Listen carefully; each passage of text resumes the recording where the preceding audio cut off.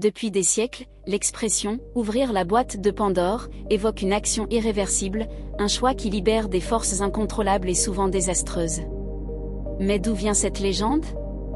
Tout commence à l'aube des temps, lorsque les dieux façonnaient encore le destin des hommes. Prométhée, un titan audacieux et bienveillant, osa défier l'autorité de Zeus en offrant aux humains un don interdit, le feu. Ce geste leur permit de s'élever, de dompter la nature, d'éclairer les ténèbres et de bâtir des civilisations. Mais aux yeux du maître de l'Olympe, c'était un crime impardonnable. Furieux, Zeus décida de punir Prométhée, mais aussi l'humanité elle-même. Il imagina une vengeance subtile, un piège qui ne se refermerait que lorsque les hommes auraient eux-mêmes scellé leur propre malheur. Sous les mains expertes d'Héphaïsto, dieu forgeron, une créature à la beauté inégalée vit le jour. Sa peau était éclatante comme l'aurore, ses yeux brillaient d'une lueur envoûtante, et son sourire cachait un mystère insondable. Son nom était Pandore. Les dieux lui offrirent tout ce qu'il fallait pour en faire un être irrésistible. Aphrodite lui donna la grâce, Apollon la musique, Athéna l'intelligence.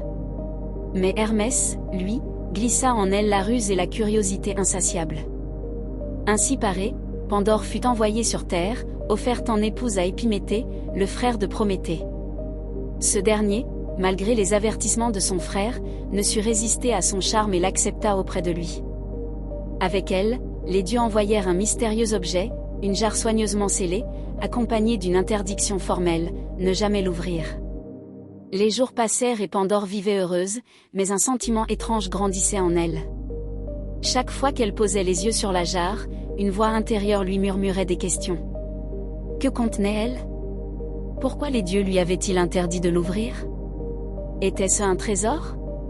Un secret divin? L'interdit devint une obsession. La tentation devint un tourment. Un soir, alors que la lune baignait la pièce d'une lumière argentée, Pandore céda. D'une main tremblante, elle souleva le couvercle, et aussitôt, un souffle glacé envahit la pièce. Une ombre s'échappa, suivie d'une multitude d'autres.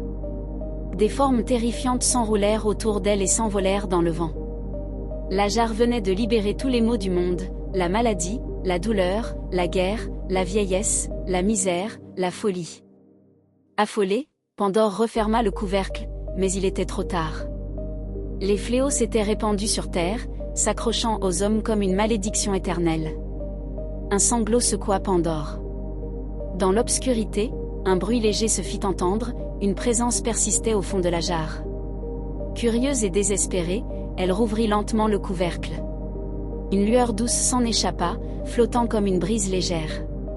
C'était un murmure, une promesse, un dernier don des dieux à l'humanité.